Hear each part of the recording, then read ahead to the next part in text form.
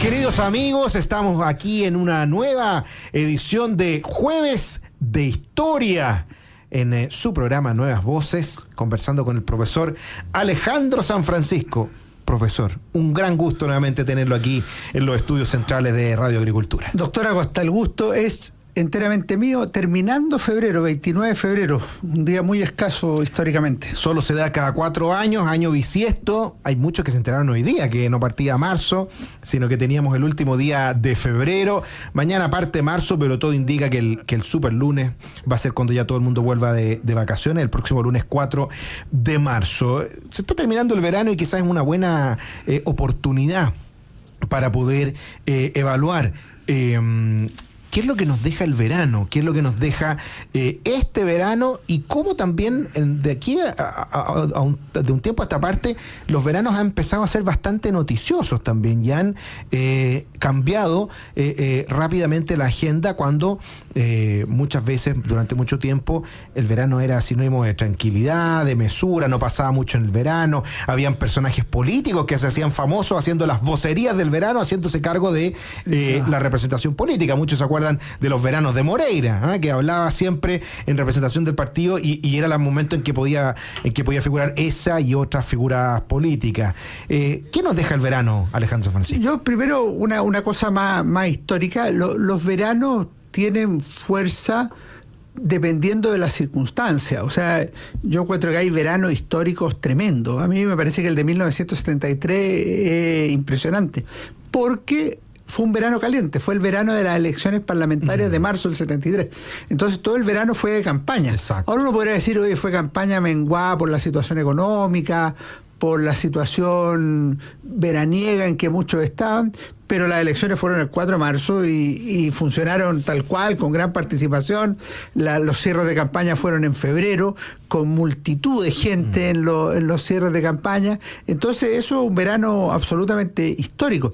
Y eso seguía una tendencia, porque el 71, por ejemplo, el Congreso del Partido Socialista que eligió a Carlos Altamirano como presidente del partido, fue en enero del 71. No fue en julio o en agosto o en marzo, fue en enero, en Serena, por cierto.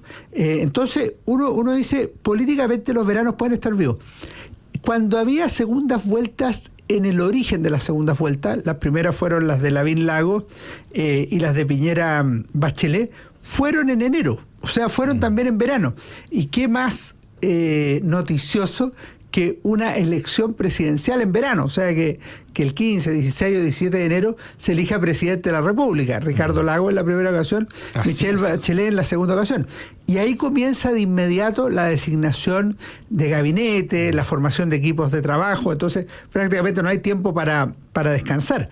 Y cuando dejaron de ser en enero, porque se adelantaron las elecciones para noviembre, diciembre, la primera y segunda vuelta, bueno, el verano era la fecha en que se designaban los gabinetes, de manera tal que en los procesos electorales termina con un gran trabajo el 2021-22, todos recordamos la formación del gabinete del presidente Gabriel Boric, 2017-18, presidente Sebastián Piñera. Entonces, eso yo creo que hay que tenerlo en la cabeza como actividad política normal. Tienes razón tú en que cuando no había ese tipo de actividad política, bueno, estaban las vocerías del verano, las notas propias de la ocasión. Y este verano, y podemos profundizar en eso, fue un verano muy convulso, muy distinto. A mi juicio, la muerte del presidente Sebastián Piñera marca significativamente este verano, y así va a ser siempre. O sea, todos los veranos se van a conmemorar los aniversarios. Eso dura un tiempo. Eso ocurrió con Eduardo Frei Montalva, que murió en enero de 1981. Obviamente hoy día menos gente lo recuerda, pero evidentemente fue un hito tremendo, y el presidente Eduardo Frei, como el presidente Sebastián Piñera, tuvo filas de gente también en su despedida. Bueno, esto que comentaba usted de que el verano se ha utilizado mucho políticamente para armar los gabinetes y todo, también me hace pensar que había muchas críticas en que había mucha diferencia entre el momento de la elección y en que asumía el presidente, porque es que absurdo. Prácticamente, ¿cierto? Son casi 3 meses, 2 meses y medio entre que se termina la elección a mediados habitualmente de diciembre, si es que hay segunda vuelta, y el 11 de marzo.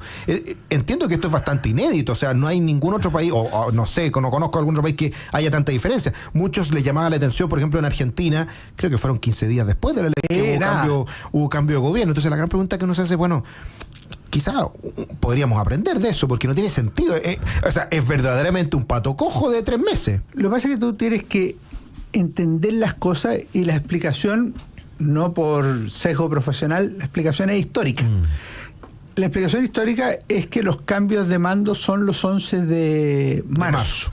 Eso es un hecho. ¿Por qué? Porque el 11 de marzo comenzó a regir la Constitución de 1980, el 11 de marzo del 81, el 11 de marzo asumió el presidente Patricio Aylwin, y de ahí asumen todos los presidentes los respectivos 11 de marzo. Claro. ¿Podría cambiar eso? Eventualmente podría cambiar como una fórmula de transición.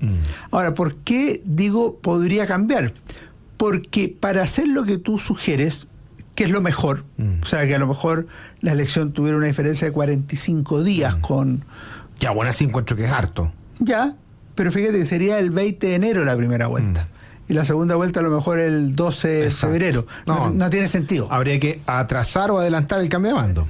Claro. Para que las elecciones no fueran en medio del verano. Y lo lógico es adelantarlo y ojalá fuera en diciembre el cambio de mando. Y eso debiera hacerse para la próxima elección. Exacto. ¿Qué significa esto? Que la próxima elección, por ejemplo la de 2025, nosotros elegimos al presidente de la República que va a gobernar por una situación excepcional 3 años, 10 meses, exacto. 3 años, 9 meses. Exacto.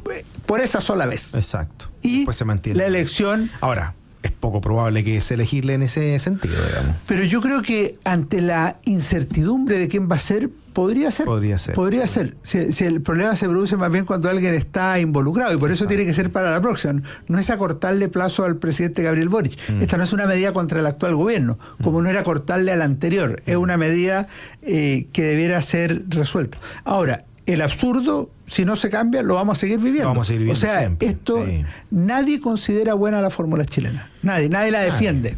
Y vemos cosas como lo que pasó hace poco. O sea, hace 2 años atrás el presidente Boric tenía su moneda chica, ¿cierto?, en el barrio Italia, y llegaban los niños, le entregaban dibujos y todo el mundo había como una Boric manía, y desfilaban los ministros, los que podían ser, los que no podían ser, y generó una expectativa enorme. Bueno, y a los 15 días toda esa popularidad cayó como un castillo de naipes rápidamente. Porque esa es la diferencia que alguna vez mencionamos acá, usando la fórmula de Koselleck, entre el espacio de experiencia y el horizonte de expectativa. El horizonte de expectativa siempre es muy atractivo. ¿Te acuerdas de esa señora que dijo, Boric va a cambiar todo? Exacto. Bueno, yo le creo a esa señora. Yo creo que ella creía eso. Exacto, genuinamente. Genuinamente. La verdad es que ni un presidente, ni Boric, ni otro, cambia todo. Se cambia en la medida de las posibilidades, exacto, de la realidad, de las condiciones de la economía mundial, de las circunstancias políticas del país, de la composición de las mayorías parlamentarias. O sea, hay una serie de factores que influyen. De manera tal que ese horizonte de expectativa choca luego con el espacio de experiencia. Y la realidad siempre, siempre, siempre es más dura que ese horizonte de expectativa de las campañas. Pues las campañas, salvo de las que yo recuerde, el caso excepcional de Javier Milei en los últimos años. Bueno, es que eso iba a decir. Son todas, todo va mejor, vamos a salir adelante. Lo de la alegría ya viene, que muchos toman a la risa. Yo creo que es una muy buena campaña política. Marca un punto de quiebre que es muy específico, que es el paso, así lo plantea la Concertación de Partidos por la Democracia, de la dictadura a la democracia. Esa es la alegría. Es absurdo pensar que vamos a estar todos los días alegres, contentos y bien. Que no vamos Solo a tener porque cambió el presidente. Que no vamos a tener problemas económicos, que no vamos a tener problemas sociales, que no vamos a tener problemas familiares, que no vamos a tener malas notas en el colegio, que no vamos a tener problemas laborales. O sea, no, eso es absurdo. La alegría tenía un punto muy específico y la gente lo toma a la chacota muchas veces. Entonces, yo creo que en eso la campaña de Javier Milei es excéntrica, es muy curiosa, y lo que él dice antes de campaña y lo repite después de campaña: no hay plata, Argentina ha fracasado, estamos quebrados, y ahí, ¿cómo hace con usted? Vamos a vivir momentos muy duros. Y 24 meses, digamos. No es que conmigo se acaben los momentos duros. Vamos a seguir viviendo momentos duros. 24 meses, como dice el doctor Acosta, y la inflación, porque hoy día hay una gran inflación. Va a seguir habiendo inflación, porque es estructural. Nosotros vamos a tomar las medidas para que la inflación comience a descender. Entonces, eso es muy raro. Y no es que baje la inflación, sino que crezca menos, digamos. O sea, que cambie la curva, que cambie la tendencia. Hasta que se revierta. Y que, claro, en 18, 24 meses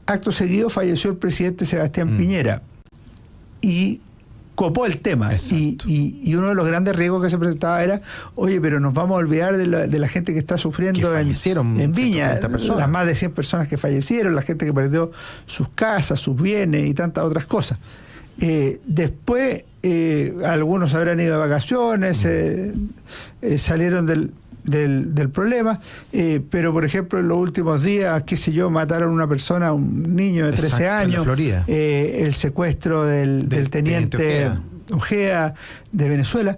Pero ¿cuál es la noticia hoy? Prendan los canales de televisión. La noticia hoy es el Festival de Viña del Mar. O sea, el festival que se podía cancelar por el drama de Viña. De los incendios, la verdad es que todas las noticias, si ustedes prenden los matinales ahora, son del Festival de Viña del Mar. Si ustedes ven la noticia de la tarde, Festival de Viña del Mar, y en buena medida la prensa escrita y la radio también están en eso. Bueno, la memoria es frágil y algunos ingenuos dirán, bueno, si tuviéramos un Ministerio de Cultura y Patrimonio, si tuviéramos una Subsecretaría de Patrimonio, si tuviéramos una institución de monumentos nacionales, quizás esto no pasaría.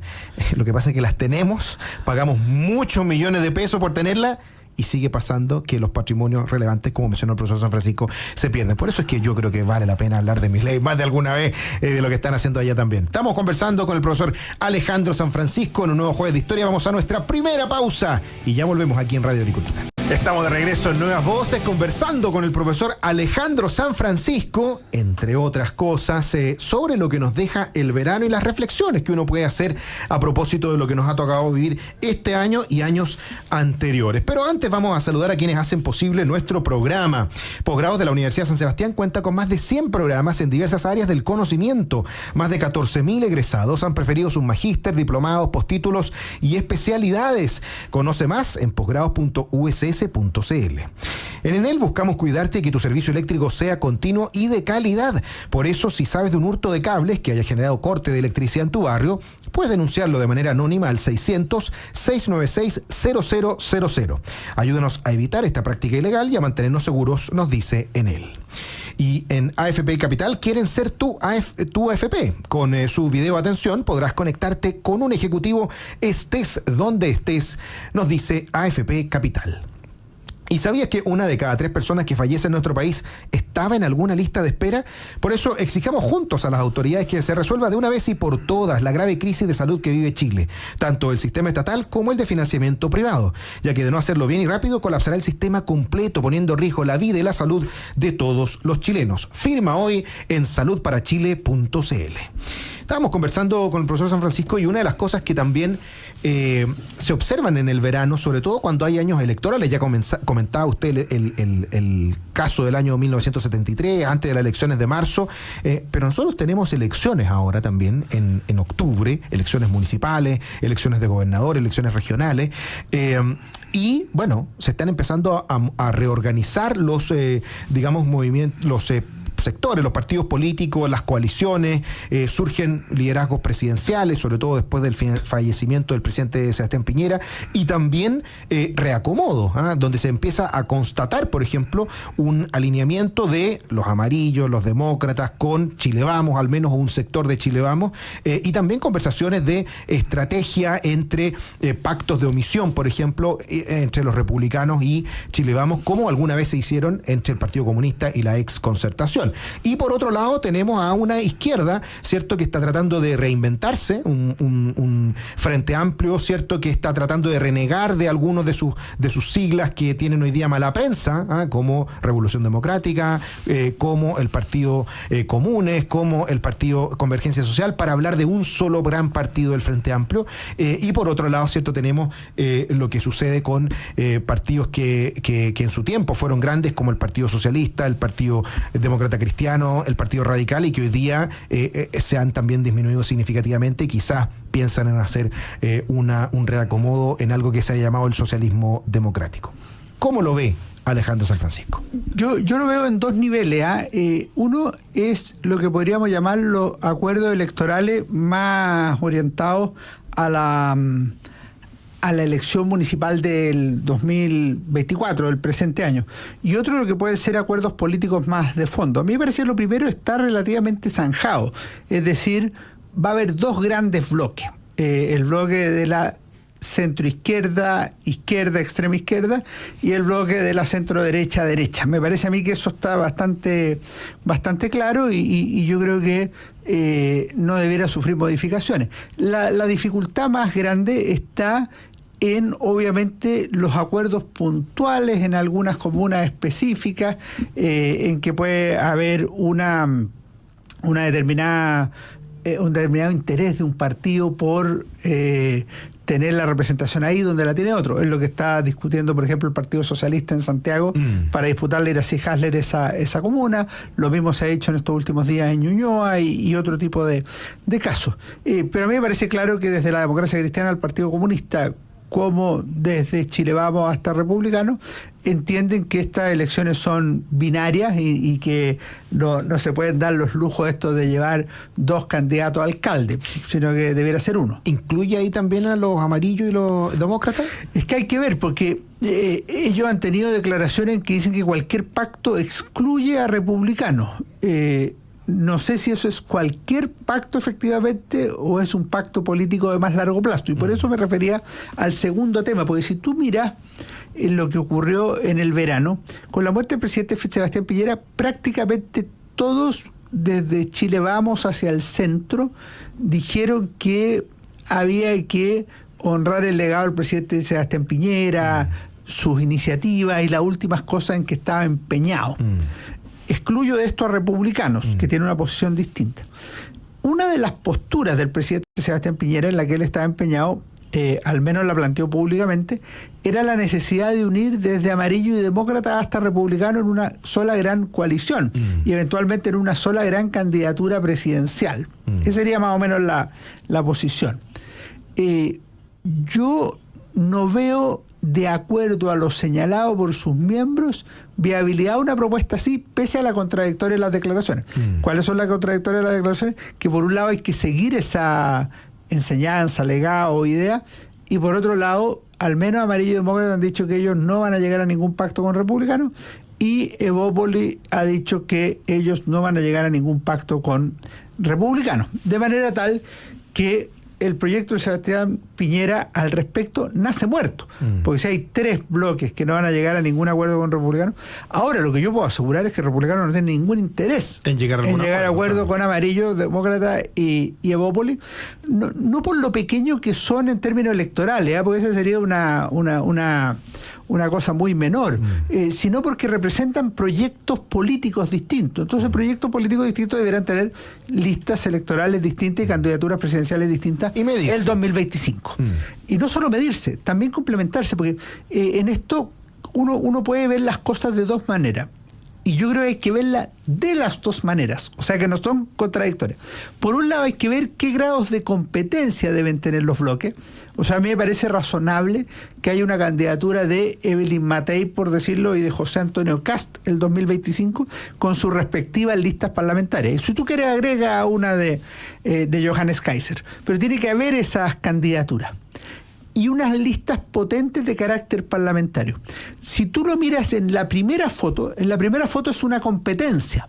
Es una competencia Kast-Matei y las listas parlamentarias de uno y otro. Pero a la larga, esa es una segunda foto, que es cómo van a ser esas listas complementarias en el Congreso para apoyar el futuro gobierno. ¿Cómo van a trabajar? De José Antonio Kast o de Evelyn Matei, o para oponerse al futuro gobierno del candidato a la izquierda que resulte vencedor. Porque si uno mira lo que ha ocurrido ahora, salvo excepciones, en general, republicanos y Chile Vamos tienden a converger en sus posiciones en el Congreso. O sea, son competencia, pero son aliados. Y termino con una cosa. Yo el domingo escribí un artículo en el Libero, como todos los domingos, sobre el legado del piñerismo. Y yo termino con una conclusión que es personal, pero obviamente la dejé por escrito y la puedo decir acá. Existe la posibilidad por primera vez desde el 89 o desde el 90 en términos de Congreso Nacional de que las derechas, la centroderecha, la derecha, tengan mayoría en ambas cámaras. Y eso se tiene que medir necesariamente como colaboración y no como competencia. Pero requiere, yo dije ahí, trabajo e inteligencia. Mucho trabajo y mucha inteligencia. Bueno, de hecho, un ejemplo de lo que usted menciona fueron las elecciones de los consejeros constitucionales.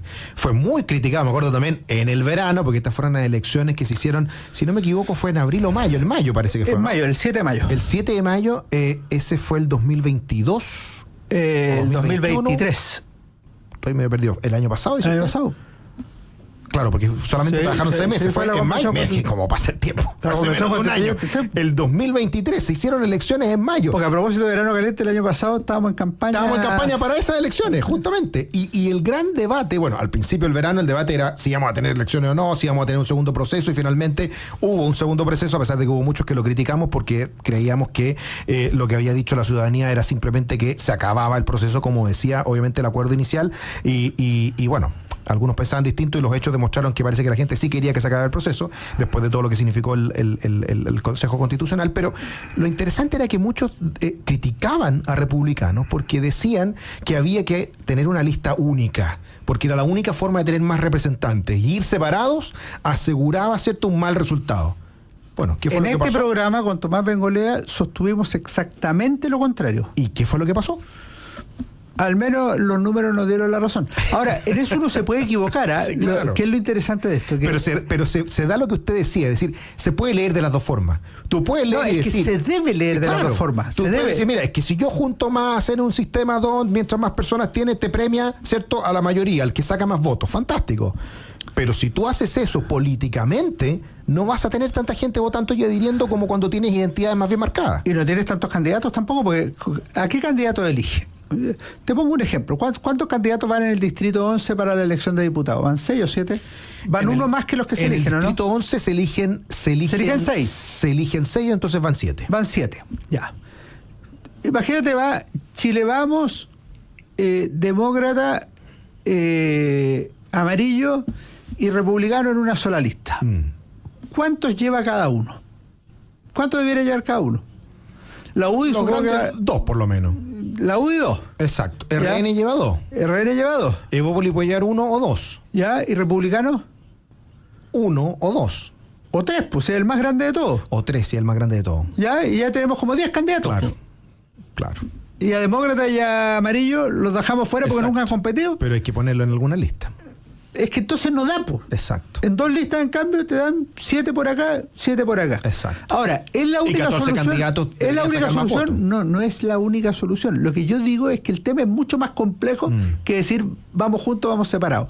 Cada sector, la izquierda, la derecha, la antigua concertación, el socialismo democrático, el republicano, tiene que evaluar muy bien y muy inteligentemente estas cosas. Esto no es algo que vaya zanjado. No, hay que ir unido. Esto vale para las derechas y las izquierdas. Bueno, en el caso de la izquierda, otro de los ejemplos bien notables, históricos, electorales, es aquello que predijo Pepe Out cuando era presidente del Partido por la Democracia y sostenía la tesis de tener listas separadas de concejales, que todo el mundo decía, pero esto va a ser un fracaso, vamos a dividir los votos, vamos a sacar menos concejales, y fue exactamente al revés. Sacaron más votos y más concejales cuando se unió el PS con la DC y después todos los demás en otra lista. Hay que medirlo.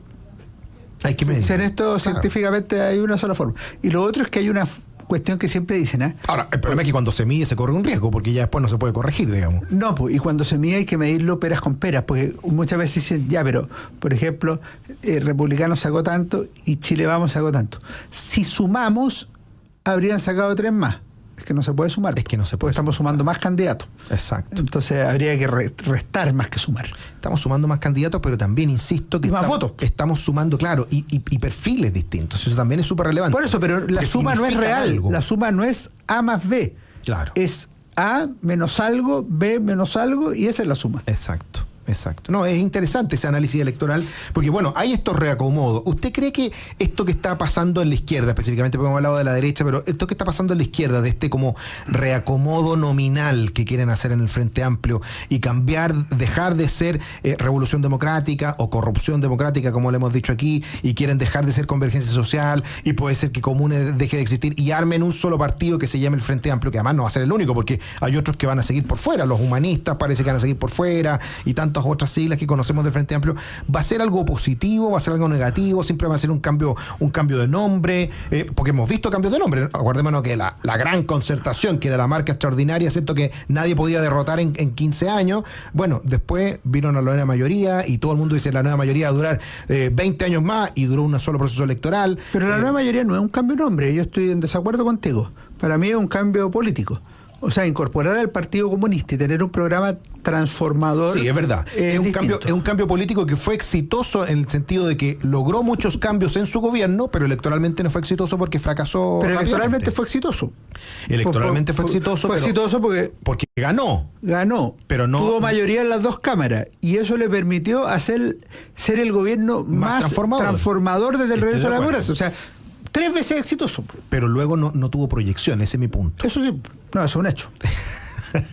Ya, pero en el caso actual, ¿usted cree que, digamos, va a tener alguna incidencia este cambio de nombres? Sobre todo reconociendo que probablemente, hasta como se ve ahora, no va a haber cambio de ideología, no va a haber un cambio de posición política. Hay que revisar una muy interesante columna que puede ser de ayer en el Mercurio, ayer miércoles, de Francisco Vidal, sobre lo que debiera hacerse como cambio en materia política. Y lo que señala es que él no debería haber partido de menos de 5%. Si tú tuvieras una norma así y la hicieras de verdad, bueno, lo que ocurriría es que desaparecerían de suyo varios de estos partidos, o debieran unirse para conformar un partido de más de 5%.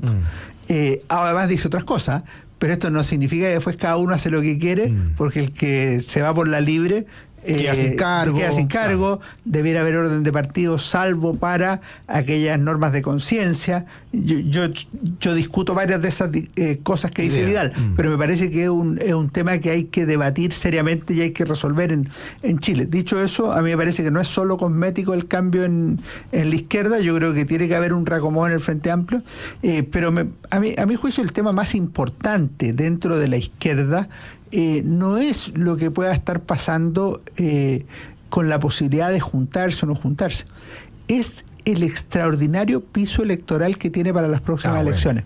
O sea, yo creo que el presidente Boric, que ha tenido un gobierno que podría considerarse fracasado, ha sido profundamente exitoso en mantener un caudal electoral de al menos 1/3 de la población. Y eso es más de lo que tuvo Bachelet durante gran parte de su gobierno y más de lo que tuvo Piñera durante gran parte de su gobierno. Y esto significa, si tú lo pones en número, que esa izquierda, la izquierda de Boric, la izquierda de Frente Amplio y el Partido Comunista, esa izquierda, súmale a algunos socialistas si quiere, esa izquierda va a tener en el próximo Congreso entre el 33 y el 40% del Congreso.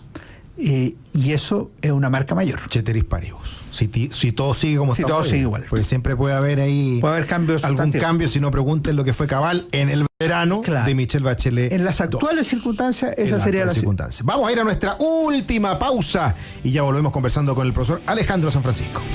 Conversando con el profesor Alejandro Sanfrancisco, y tenemos unos minutos antes de ir a la recomendación del libro, como es tradicional en estos jueves de historia, para hablar de una nueva edición de la radiografía al Senado que realiza el Instituto Res Pública, investigación liderada por Lucas Valenzuela Everque, nuestro investigador del Observatorio Político Electoral, y trae resultados muy interesantes, como es habitualmente, haciendo una evaluación de todas las votaciones en el último año durante el periodo de dirección, ¿cierto?, de presidencia del senador Juan Antonio Coloma. Trae un par de datos que es interesante que podemos conversar. En primer lugar, se reconoce que aumentó en torno al 13,6% la polarización entre la izquierda y la derecha. Hubo más diferencias, mantuvo su cohesión y de hecho aumentó. La izquierda votó cada vez más cohesionada, un 17% más, en cambio disminuyó la cohesión en la derecha. Y siempre destaca aquí quiénes son los que están más a la izquierda de la izquierda y quiénes son los que están más a la derecha de la derecha. Hay algunos que se mantienen fieles. Sigue siendo la senadora Fabiola Campillay la que está más a la izquierda de la izquierda, seguida después del senador Daniel Núñez y la senadora Bodanovich, presidenta del Partido Socialista. Por otro lado, los que están más a la derecha de la derecha se mantiene también el senador Rojo Edwards y tuvo un cambio bastante significativo el senador Javier Macaya, que se acercó a estar dentro de los que están más a la derecha de la derecha. Ahora, yo digo que lo más interesante es lo que es al revés. ¿Quiénes son los que están más cerca de la coalición más distante? Es decir, por ejemplo, ¿quiénes son los que están más a la derecha de la izquierda? Y hay un nombre que llama mucho la atención: Fidel Espinosa.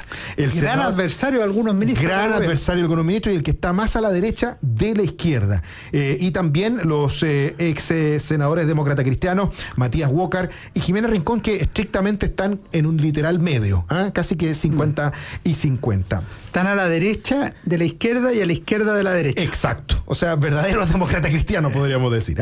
Y los que están más a la izquierda de la derecha son, en orden ascendente, Paulina Núñez, luego María José Gatica, y tiene el, digamos, galardón, podríamos decir, de este año de ser el más a la izquierda de la derecha, el senador por la región metropolitana, Manuel José Osandón. Alejandro San Francisco, ¿cómo ve este estudio del Instituto República? Lo primero es que a mí me acaba de llegar, me llegó junto con el programa, entonces yo lo miré muy superficialmente. Eso porque fue lanzado hoy día. Se presentó hoy. Se presentó hoy día, en la mañana, 8 de la mañana. No, por eso, junto con agradecerlo, pues yo no estoy en esta área en República, entonces agradezco, felicito a los que han hecho este trabajo durante mucho tiempo. Lucas Valenzuela particularmente, vi que lo presentó con Álvaro Iriarte, me parece una gran labor.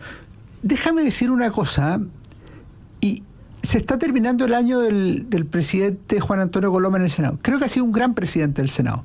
Él ha honrado esa tradición que inauguró Gabriel Valdés en 1990 de hacer del Senado un lugar de encuentro y un lugar donde se hacen políticas de Estado. Y eso se ha graficado tanto en el estilo como en los objetivos, como en las formas. Si lo ves para los 50 años del 11 de septiembre o con la muerte del presidente Sebastián Piñera. Y con la agenda antidelincuencia, por ejemplo. Con la agenda antidelincuencia. ¿Sabes lo que pasa con esto? Es que de repente somos muy críticos de la política y decimos pasó esto otro. Entonces, cuando alguien lo hace bien, como ha sido el caso del senador Juan Antonio Coloma como presidente del Senado, me parece que es necesario reconocerlo. Dicho eso, en lo que tú dices, yo destacaría dos cosas. Uno, que aumentó la polarización. O sea, medido en la forma como lo hace este estudio, el centro se va vaciando y se van llenando más los polos. Lo segundo es que o te escuché mal o tengo una lectura distinta del informe. Pero yo lo que entendí es que la cohesión en la izquierda ha disminuido y en la derecha ha aumentado. O sea, lo que me dice a mí una de las láminas es que en el año 2023 la izquierda experimentó un declive en su cohesión de un 17%, mientras que la derecha experimentó un aumento en su cohesión de un 37%. Lo que explicaría, por ejemplo, lo que tú dijiste del senador Macaya y otro tipo de decisiones. Lo mismo, si tú pones a Jimena Rincón y a Matías Walker en la lista de izquierda, que tiene el sentido, porque tú para esto divides en dos polos, izquierda-derecha, o centro-izquierda, centro-derecha. Y todos entendimos en las elecciones parlamentarias del 2021 que quedó la cosa 25 y 25. Entonces es una forma correcta de elegirlo. Evidentemente, Matías Walker y Jimena Rincón se han movido más hacia el centro.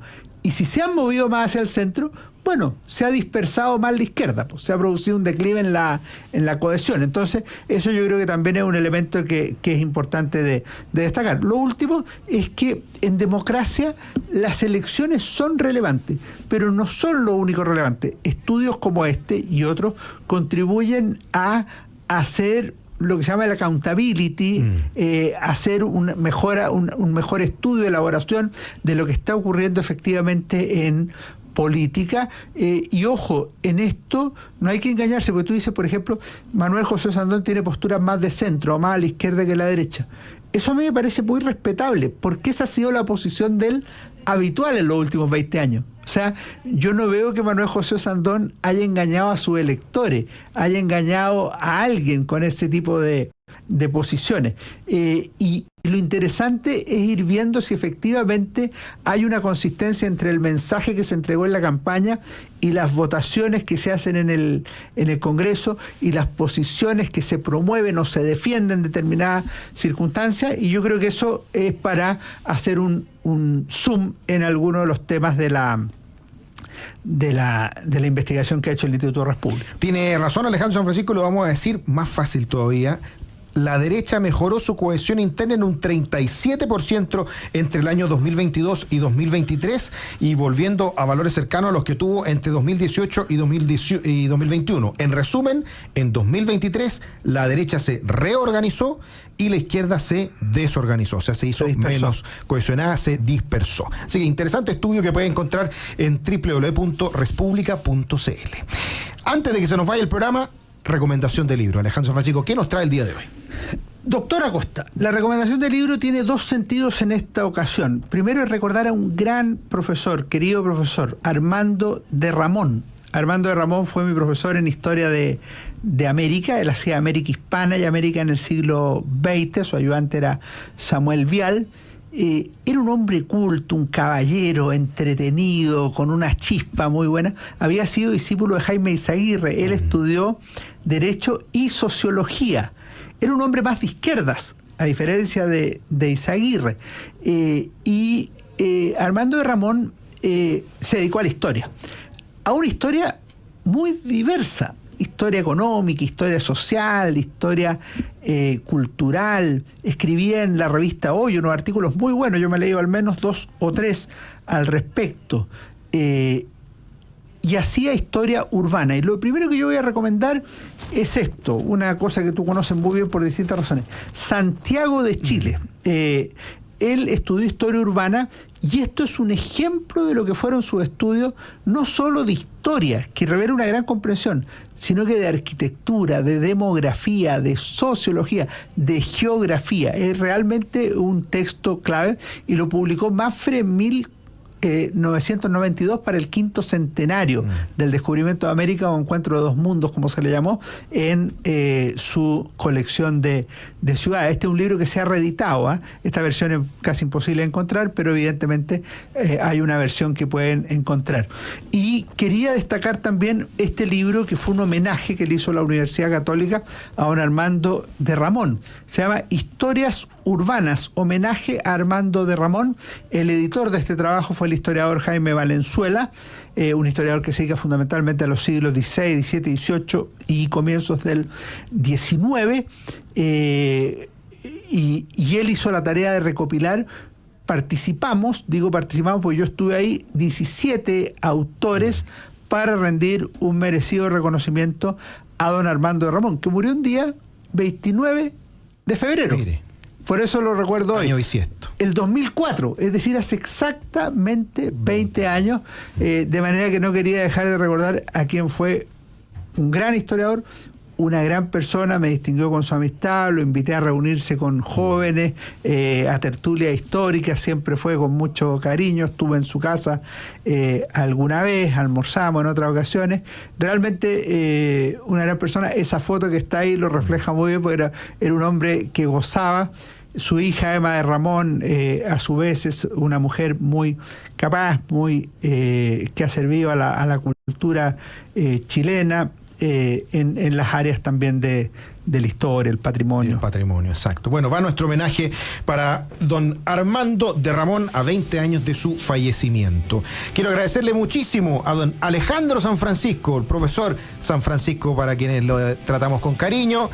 Usted quédese porque ya viene Deportes en Agricultura y mañana tenemos nuestra última edición de Nuevas Voces y si todo sale bien, como lo dije ayer, tenemos una pequeña sorpresa el día de mañana.